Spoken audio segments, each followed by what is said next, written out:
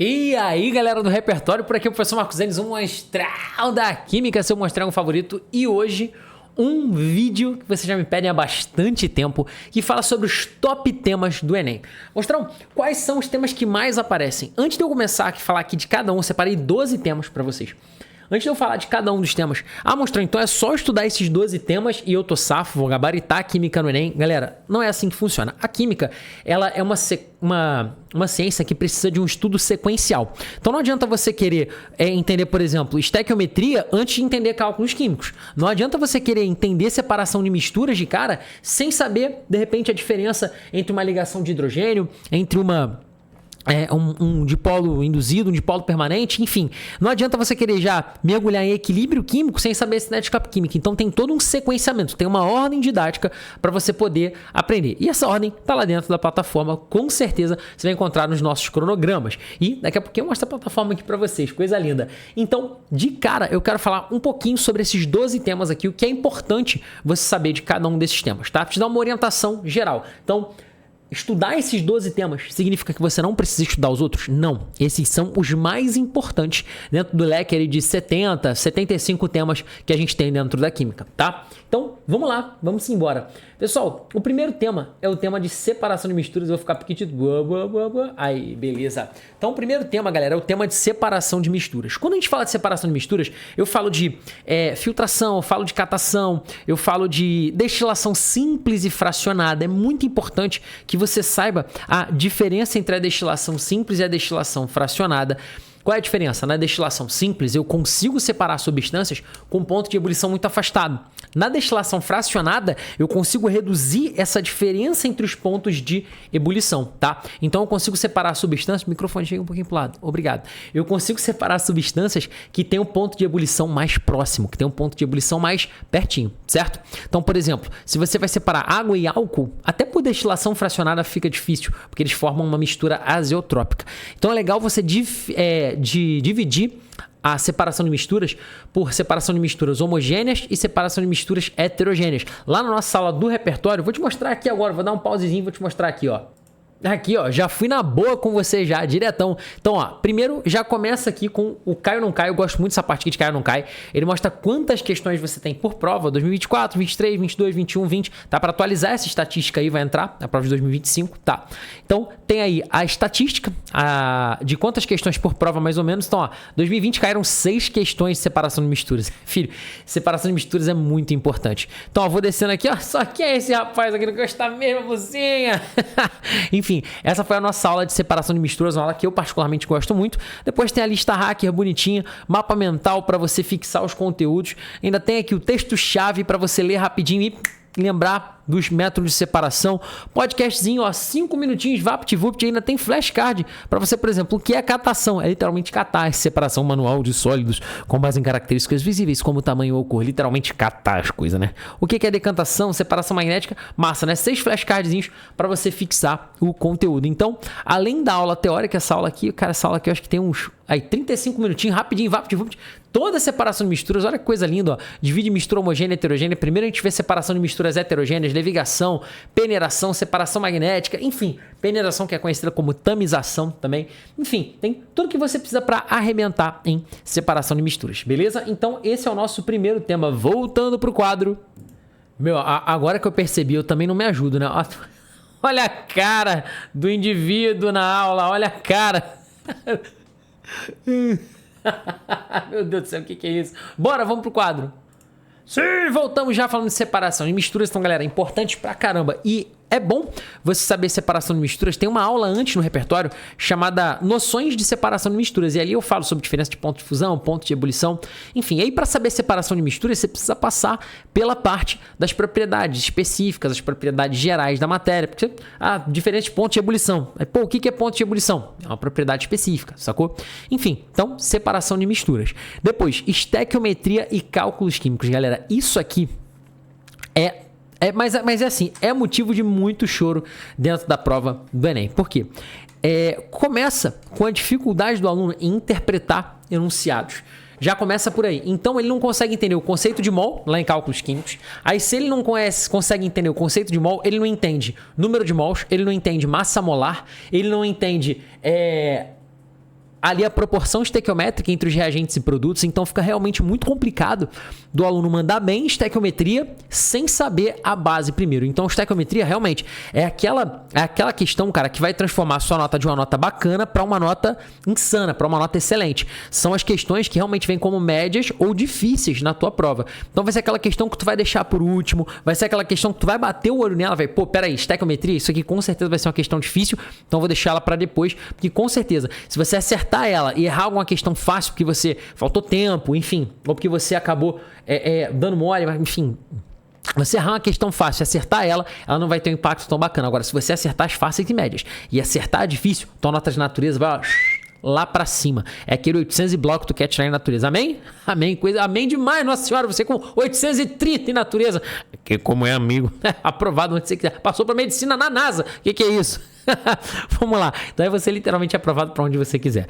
Pra NASA não, né, gente? A NASA não aceita nem tem medicina. Mas enfim, vamos lá. Então, faculdade da NASA, tá ligado? Que isso, que viagem. Bom, então, estequiometria e cálculos químicos, pessoal, muito importante. E aqui na Estéquio, eu vejo muita dificuldade de vocês, especialmente na parte de interpretar os enunciados e saber o passo a passo. Galera, tanto cálculos químicos quanto estequiometria não tem mistério. Precisa de quê? De organização e método. Vou colocar aqui, ó, organização. Você vai ter a parte do conteúdo, mas não adianta nada ter todo o conteúdo se você não tem organização e se você não tem método. Então tem um passo a passo, sim, na estequiometria. Então é importante demais você se organizar e você ter um método para fazer as suas questões. Método como assim, decoreba? Não. Você interpretar, saber o que está sendo pedido e saber relacionar as quantidades dentro das unidades adequadas e achar o que você quer dentro do problema. Isso a gente vai ver nos nossos conteúdos, nas nossas aulas aqui. Pode ficar despreocupado, beleza? Bom, depois, oxirredução, galera. Oxirredução é de suma importância para você mandar bem, especialmente no tocante a pilha e eletrólise, que são dois temas que o Enem gosta muito, são dentro de eletroquímica, um tema que eu vou falar daqui a pouco, tá? Então, oxirredução é basicamente você entender que ao mesmo tempo vão rolar dois processos aqui, ó. Vou colocar aqui um em verdinho, eu uso sempre o verde para esse processo, e um em vermelho, já o red, aqui F, deu red, literalmente. Então, são dois processos, isso tu tem que entender, ó, rapidinho explicando oxirredução em um minuto. Eu tenho a oxidação, que é quando você tem uma espécie quando oxida, dá elétrons, chamado de oxidação, e uma espécie red vermelho, red de quê? Redução, redução. E aí o que é a oxidação? É quando a espécie perde elétrons, quando a gente tem perda de elétrons. Então, é quando há doação de elétrons. Então, ó, perda de elétrons. E oxidação, perda de elétrons, e redução, ganho de elétrons. Então, o processo de oxirredução é um processo que acontece em concomitância, ou seja, simultaneamente. Não existe oxidação sem redução. Não existe redução sem oxidação. Ah, mostrou, mas lá na orgânica tem reação de oxidação, tem reação de redução. É o que está acontecendo com o meu reagente orgânico, com o meu composto orgânico.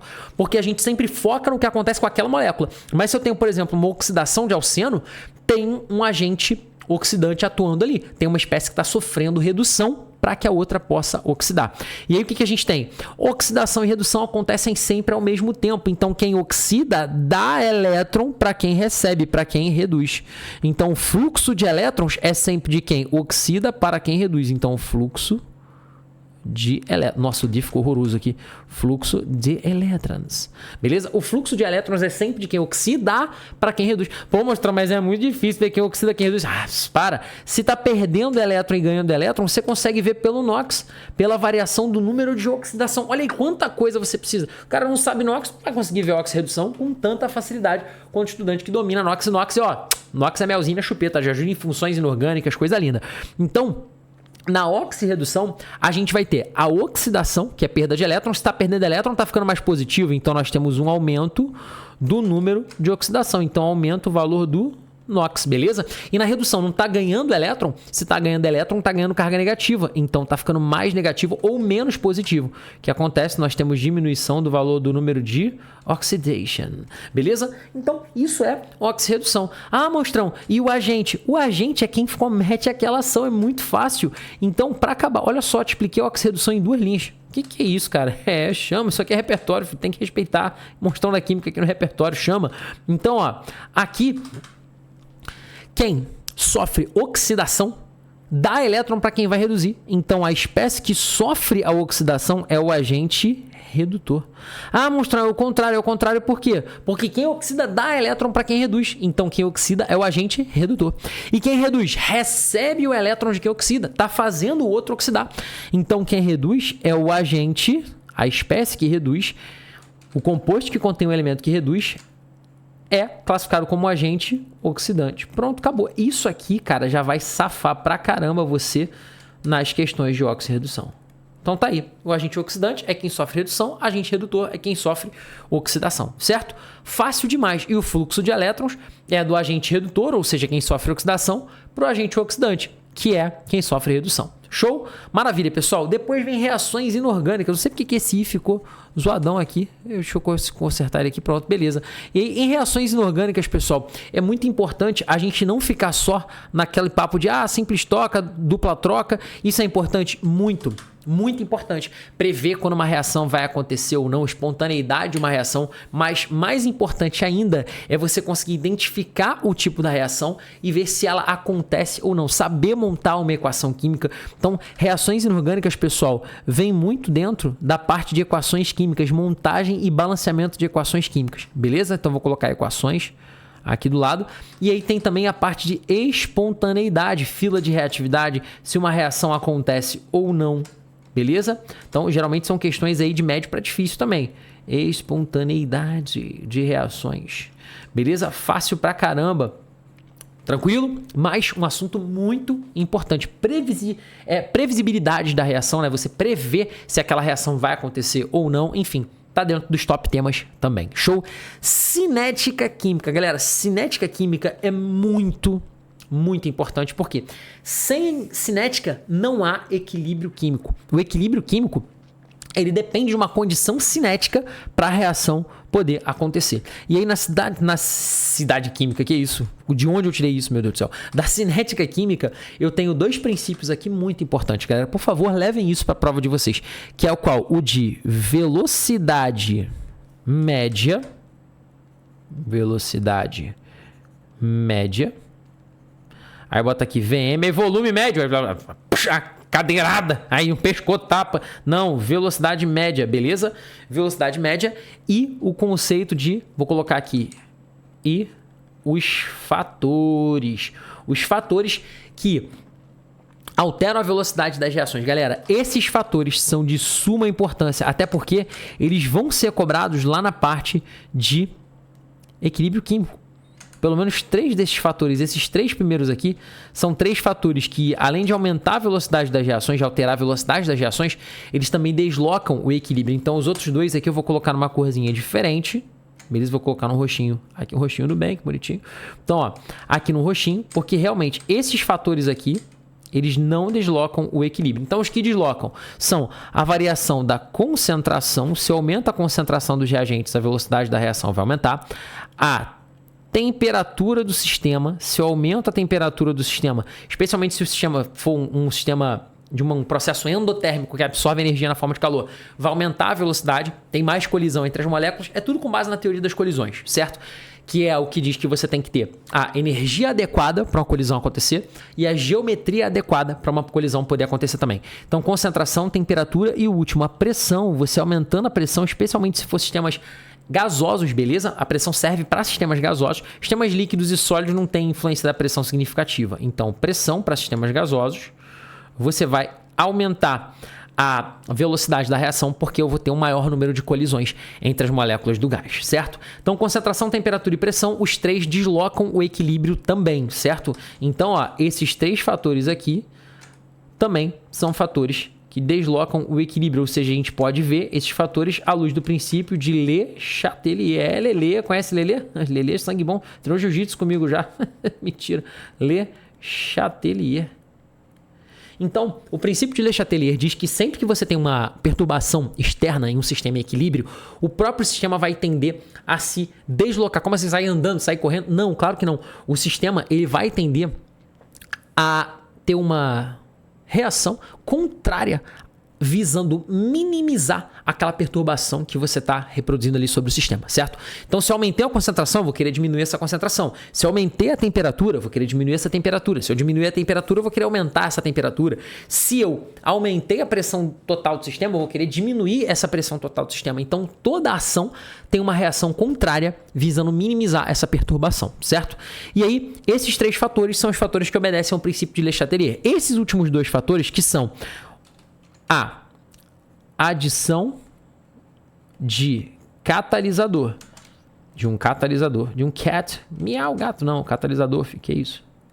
Ele catalisa a dor, que isso, calma aí, pô. O catalisador e o aumento da superfície, não, se, qual foi? De contato. Já que eu não almocei, tô morrendo de fome aqui. Aí vamos embora. Então, o aumento da superfície de contato. Se eu adiciono um catalisador, o catalisador ele pode agir de várias maneiras, mas a mais famosa é a aumento da velocidade da reação, VR, tá, galera? Velocidade da reação. Volume não, pelo amor de Deus, velocidade. Aumenta a velocidade da reação a partir da redução do valor da energia de ativação, que é o custo reacional, é o custo energético para um processo poder começar. É energia de ativação, beleza? Então, a adição de um catalisador aumenta a velocidade da reação a partir da redução da energia de ativação. O catalisador, ele dá um caminho alternativo para o processo e esse processo ele vai acontecer mais rapidamente. Por quê? Porque esse caminho, ele geralmente tem um custo energético menor, beleza? Então é isso, dá um mecanismo alternativo para a reação acontecer com um custo energético mais baixo. Depois, superfície de contato, galera. A superfície de contato, ela permite mais contato entre os reagentes e a reação vai acontecer mais rapidamente, certo? Então, é o exemplo de você, vou cozinhar um frango. Se eu for cozinhar um peito de frango em tamanhos grandes, beleza, ele vai ficar grelhadinho, suculento, gostosão. Agora, se eu quiser dar o combate ali rapidão, cozinhar ele rápido, eu vou cortar aquele frango em pedaços menores, em tiras ou em cubinhos, para ele poder cozinhar mais rapidamente, beleza? Bom, então o aumento da superfície de contato aumenta a velocidade da reação, certo? Mas todos esses fatores aqui, ó, você vai ver que vai ter um maior número de colisões, aumenta o número da probabilidade de que ocorram colisões efetivas. E aí, o que é uma colisão efetiva? Eu gosto muito do exemplo de você tampar uma caneta. Se eu pegar uma caneta para tampar, eu tenho que ter a posição correta e a energia adequada. Não adianta chegar aqui e só encostar a tampinha. Não, tem que colocar na posição correta e com a energia adequada também. Aí você tem uma colisão que é considerada uma colisão. Até me ajustei na cadeira que eu me empolgo, fui em braço. Então, você tem uma colisão efetiva, é uma colisão que tem esses 2 fatores sendo obedecidos, a energia adequada e a geometria adequada de colisão. Tudo bem? Vou dar um destaquinho aqui só para manter a coloração bacana. Beleza, show? Então, cinética é isso, galera. Velocidade média e fatores, especialmente fatores que alteram a velocidade das reações. Equilíbrio, galera. Equilíbrio, eu vou destacar 2 pontos aqui, eu vou ser bem breve. E falou 40 minutos de equilíbrio. Mas vamos lá. Eu vou ser bem breve, vou tentar não ser prolixo aqui na minha fala, assim como eu fui nas outras, né? Como eu fui bastante direto nas outras, que os conteúdos são realmente muito densos. Então, em equilíbrio químico, nós temos as constantes de equilíbrio e o princípio de Le Chatelier.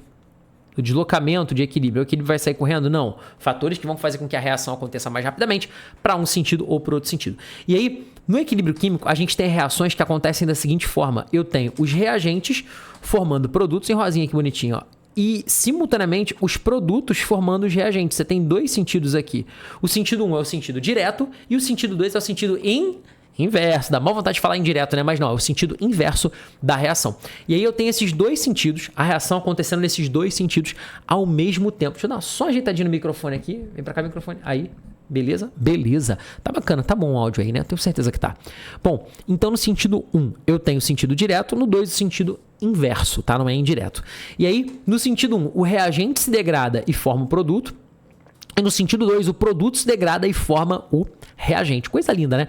Então, para que o sistema esteja em equilíbrio, a velocidade da reação no sentido 1 tem que ser igual à velocidade da reação no sentido 2, beleza? V1 tem que ser igual a V2, certo? E aí a gente tem as constantes de equilíbrio. Toda e qualquer constante, galera, vai ser sempre a constante, seja ela Kc, Kp, vai ser sempre produto sobre reagente. O que vai mudar? A maior parte das constantes é a concentração de produtos sobre a concentração dos reagentes. cada um elevado ao seu respectivo coeficiente. Vou colocar aqui o coeficiente estequiométrico e aqui o coeficiente estequiométrico dos reagentes, certo? Cada um elevado aos seus respectivos coeficientes estequiométricos. É a multiplicação entre as concentrações dos produtos sobre a multiplicação entre as concentrações dos reagentes, cada concentração elevada ao seu respectivo coeficiente. Exceto no Kp, que você tem as pressões parciais, mas é uma outra forma de você expressar quantidade de matéria de gases dentro de um sistema, certo? Bom, então toda constante, independente de se for concentração ou pressão parcial, vai ser produto sobre reagente, certo? E aí, toda constante vai descrever um processo. Eu tenho o Kc, que é em função das concentrações molares. Eu tenho o Kp, que é em função das pressões parciais. Eu tenho o Kps, que é em função da concentração de substâncias em equilíbrios de substâncias pouco solúveis. Eu tenho o Ki, que é de ionização. Eu tenho o Kh, que é a constante de hidrólise. Então, a gente tem o equilíbrio dividido em equilíbrio molecular, que é quando a gente tem só substâncias que não tem carga, que tem a carga igual a zero, e quando a gente tem o equilíbrio iônico, que eu uso para ácidos, para as bases, é o caso do Ka, do Kb, o Kh, que é da hidrólise. Então, quando você tem íons sendo formado em solução, aí a gente usa o equilíbrio iônico. Mas tanto para equilíbrio molecular quanto equilíbrio iônico, a constante de equilíbrio sempre vai ser produto sobre reagente, exceto, claro, os sólidos em excesso ou os solventes que não entram como concentração das soluções. Então, eu não vou considerar eles para o cálculo de constante de equilíbrio, certo? Então, foi equilíbrio químico, é isso, galera. E o deslocamento de equilíbrio, o princípio de Le Chatelier, é importante pra caramba. Vou dar um destacão aqui em Yellowstone, aqui nele. Pronto, deixa eu dar um destacão amarelo nele. Também é importante concentração, temperatura e pressão. E quais são as alterações no sistema equilíbrio que essas alterações promovem, beleza? Soluções, galera. Soluções é um assunto, cara, eu dou aula presencial também, né? Gosto muito. Então, aqui não é sabor, professor, é professor raiz. É presencial e online. Os dois é sinistro, filho. As criancinhas de 9º ano, meu amigo, quando chega depois do recreio, parece que um monte de formiga. Meu amigo, é sinistro. É bom que a gente exercita a paciência, desenvolve afeto pelos alunos. A gente tem uma relação muito bacana, muito respeitosa. É muito gostoso. Eu gosto muito da aula no presencial. Mas, enfim, no presencial, soluções, cara, é um assunto que demora fácil um bimestre pra você dar inteiro, porque é gigante, soluções enormes. O segundo ano de ensino médio, cara, uma das frentes de química, não sei se aí na sua escola é 1 ou 2, mas uma das frentes de química a gente vê termoquímica, soluções, olha o tamanho dos conteúdos, termoquímica, soluções, a gente vê equilíbrio e cinética química. Meu irmão, é um bimestre cada um desses conteúdos fácil. Assim, você vendo em colégio, num ritmo bem vagaroso, é um bimestre fácil, filho. Porque tem prova também, enfim, o calendário é todo apertado, mas soluções é um conteúdo parrudo, é um conteúdo grande. Deste conteúdo parrudo, quais são os dois tópicos que eu vou pedir para você focar? Eu vou pedir para você focar nesses dois tópicos aqui, ó. Vamos puxar para cá, vamos puxar para cá. Eu vou pedir para você focar nesses dois tópicos aqui. Topiquinhos, né? Porque se eu for com tópicozinho fica feio, né? Topiquinhos, né? Topiquitos. Primeira dama está aqui do lado, sentada ao meu lado. Ela quase riu quando eu falei tópicozinhos, não foi, amor? Foi. Isso não ria, não. Se você rir, não ia. Vai estragar. Tenho meia hora de aula aqui já. Não ria, não. Não ria, não. Tá rindo ali já. Mas vamos lá. Então aqui, galera, a situação é a seguinte. Eu vou dividir em dois blocos. O primeiro bloco, o das unidades de concentração. E aí você tem concentração. Eu vou pedir destaque para concentração comum, molar, concentração percentual e concentração em parte. A concentração dos solutos nas soluções. Vamos lá, vou puxar aqui. Eu quero concentração comum, concentração molar, que é em mol por litro, concentração percentual e concentração em partes. E o que é concentração em partes, monstrão? Quando eu falo em concentração em partes, galera, a gente fala de parte por milhão, parte por bilhão e parte por trilhão. É o número de partes de soluto a cada, por exemplo, ppm, a cada 1 milhão de partes da solução, certo? Destaque para essas 4 unidades de concentração. Concentração comum, concentração molar, percentual e em partes. Independente de qual seja a concentração, galera, toda a concentração vai obedecer a essa forma geral aqui. A forma geral das unidades de concentração é: a concentração sempre vai ter esse esqueleto aqui, ó. Por mais que ela seja maior, como é o caso das concentrações percentuais, vai ser sempre uma quantidade de soluto sobre uma quantidade de solução. É sempre soluto sobre solução, tudo bem? Pode ser que na percentual mude, tem um vezes 100 aqui do ladinho, mas enfim, a base é sempre soluto sobre solução, beleza? Sempre. Concentração vai ter sempre esse esqueleto aqui, esse arcabouço. Isso vai ser a base. Por mais que entrem outras expressões, vai ficar sempre soluto em cima e solução embaixo, beleza? Combinado? Maravilha. Então, para focar em unidade de concentração, é isso que eu quero que vocês amassem, beleza? Depois, eu quero a parte de operações. Eu quero muito bem vista essa parte por vocês, tá? E aí, mais uma vez, galera, questões difíceis do Enem, tá? As questões que envolvem titulação. E aí, em operações, eu tenho 2 blocos fundamentais, que são quais? A diluição. Vou botar aqui a diluição. E a mistura. Beleza? E diluição, mole, tá? Diluição é basicamente interpretação e aplicação direta de fórmula, tranquilaça. Agora, mistura é que o bicho pega um cadinho mais. Mistura, a gente vai ter 2 blocos possíveis aqui. Em mistura, eu vou ter mistura com reação e mistura sem reação. Sem reação, cara, não acredito que seja muito forte do Enem, tá? Então, vou dar um destaque aqui para com reação. E aí, em mistura com reação, o principal exemplo vai ser a titulação. Importante pra caramba, pessoal, beleza? Titulação. Tá aí, ó. Opa, destaquinho amarelo aqui. Show de bola. É um método de determinação, um método quantitativo, em que você determina a concentração, você atribui título a uma solução, você atribui a concentração de uma solução por conta da relação entre o soluto da solução que você quer descobrir, a concentração, e um reagente que a gente chama de titulante. Show de bola? É massa demais. Eu gosto muito dessa parte de titulação e você vê comigo dentro do repertório. Então, com reação, titulação, e sem reação, galera. Sem reação, vou ser sincero contigo, é muito mais para nível superior, cara. Eu não vejo muito aqui aplicação de mistura de soluções sem reação. É muito mais para quando você quer ver ali a força iônica de uma solução, ver um balanço de carga, um balanço de massa. Então, assim, é mais química analítica, beleza? E não é o forte aqui pra gente. Então, mistura de soluções com e sem reação. Foco em com reação. Especialmente o caso da titulação ácido-base. Tudo bem? Maravilha, pessoal. Vamos lá, faltam 1, 2, 3, 4 temas. Bem rapidinho, estamos em quanto tempo aqui? 27 minutinhos. Pô, rapidinho, né? Nem deu pra perceber, né? Viu? Pelo menos passou rapidão aqui, cara. Tô nem lembrando da fome, droga. Lembrei da fome. Então vamos lá, pessoal. Eletroquímica. Pessoal, eletroquímica, 2 tópicos de suma importância. Vou puxar de azulzinho pra cá. Que são quais? Os tópicos de pilha. Vou puxar uma setinha pra cima aqui. Pilha e eletrólise, galera. Pilha é a parte de você calcular a DDP das pilhas, certo? Ver se a reação é espontânea ou não, a DDP positiva. Conceito de cátodo, conceito de ânodo, agente oxidante, agente redutor. Por isso que eu falei de oxirredução lá atrás. Não tem como tu entender pilha sem você saber o que é um agente oxidante, o que é um agente redutor. Não tem como. Fica literalmente impossível. Fica uma porcaria, fica muito ruim, fica extremamente dentro da decoreba, não faz sentido nenhum, fica um desespero. Ficou horroroso. Enfim, e a parte da eletrólise. O melhor exemplo de pilha e de eletrólise, sabe qual é? É o seu celular.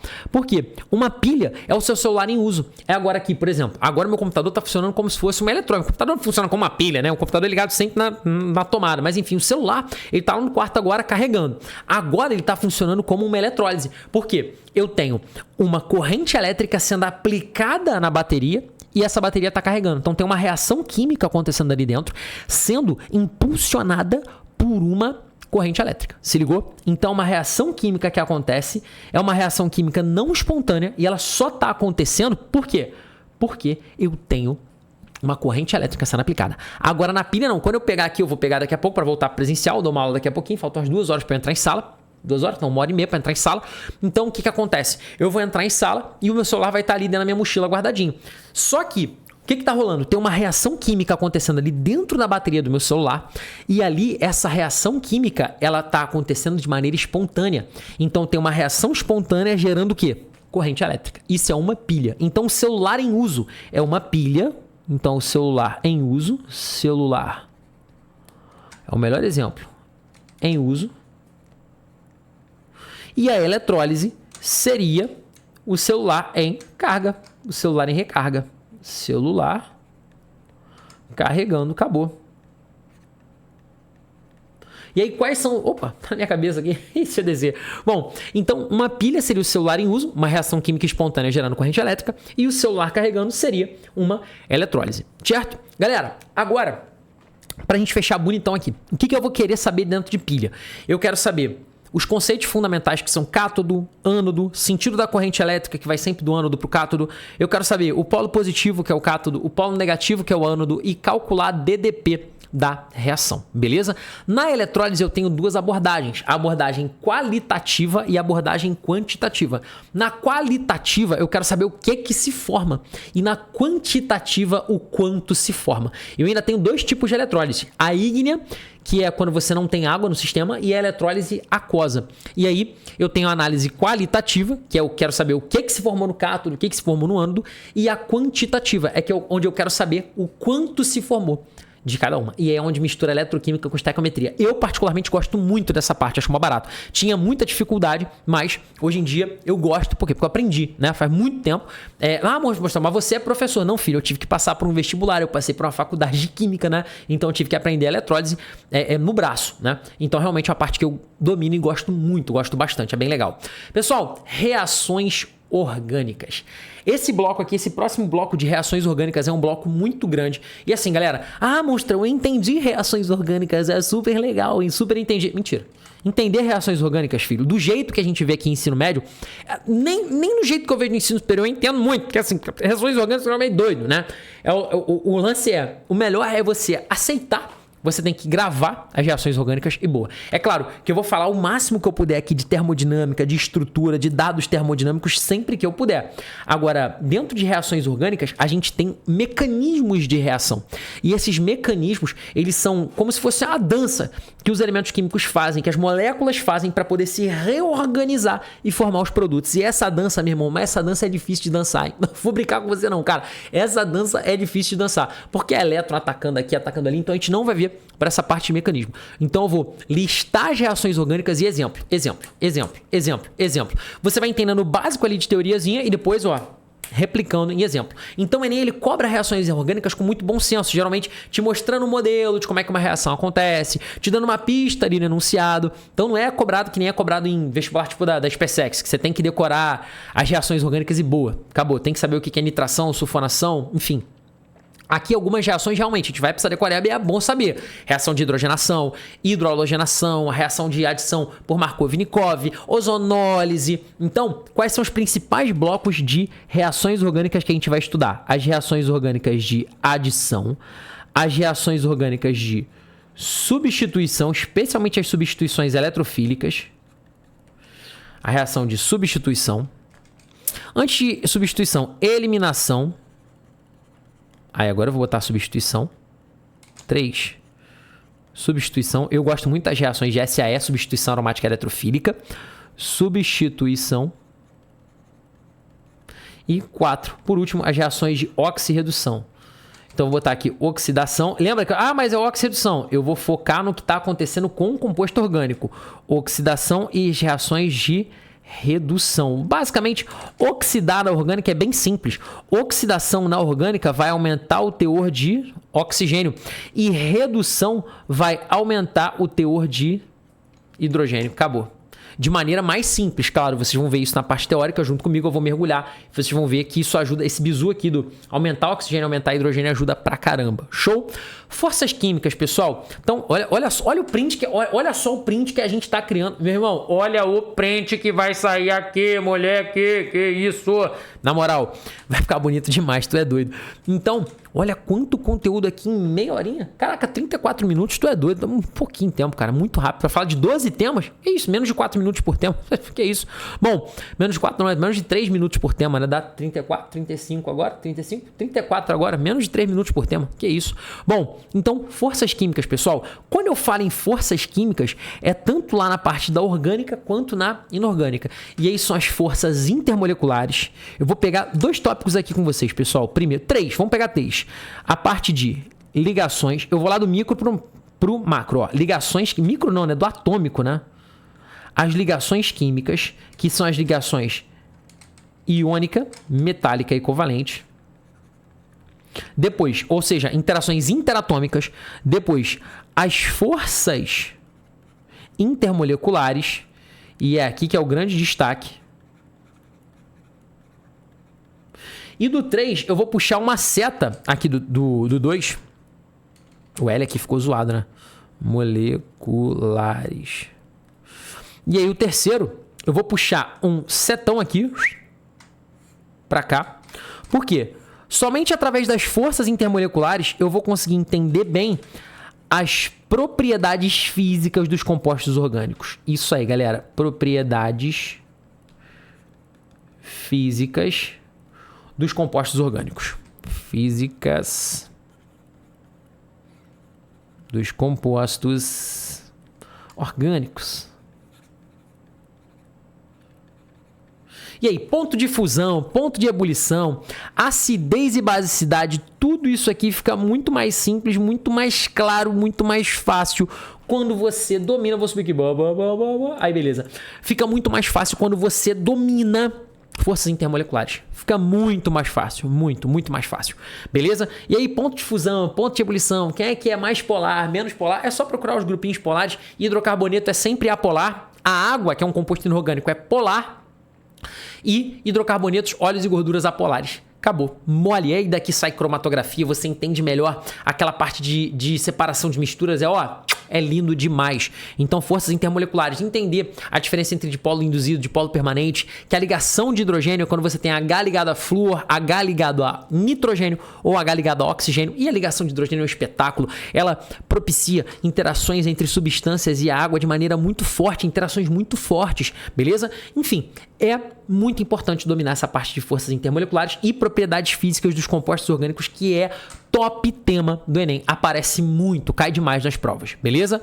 Bom, e por último, galera, a parte de química ambiental. Não é ficar só naquele mais ou menos da chuva ácida. Chuva ácida é importante pra caramba, mas é saber chuva ácida, é saber os desdobramentos da chuva ácida, contaminação de lençol freático, neve ácida, redução de pH de solo, e eu tenho que fazer calagem para corrigir o solo. Outra, estação de tratamento de água, tratamento de esgoto.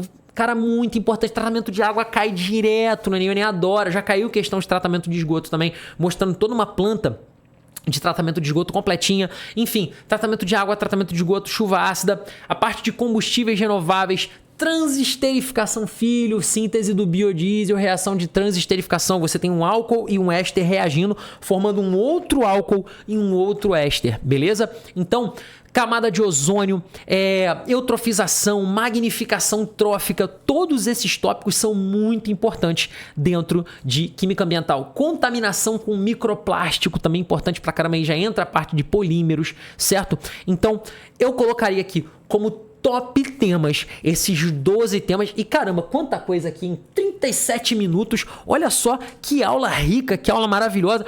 Uma folhinha só. Que isso, cara, outro nível. Então, ó, vou sair da tela aqui rapidamente para que você possa tirar seu print. Estou saindo, ó. Olha a mágica aí, vai lá. Tira a primeira parte. Agora mais aqui embaixo.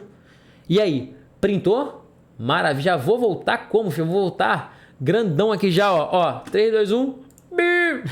Que isso, galera, mais uma vez, prazer enorme estar aqui no repertório com vocês. É uma honra servir e é bom demais saber que mesmo de forma tão pequenininha e tão distante, eu contribuo aí, e espero que assim seja, eu contribuo para a sua tão sonhada e merecida, eu tenho certeza, aprovação. Beijo no seu coração, vejo vocês lá na plataforma, valeu, tchau, fui!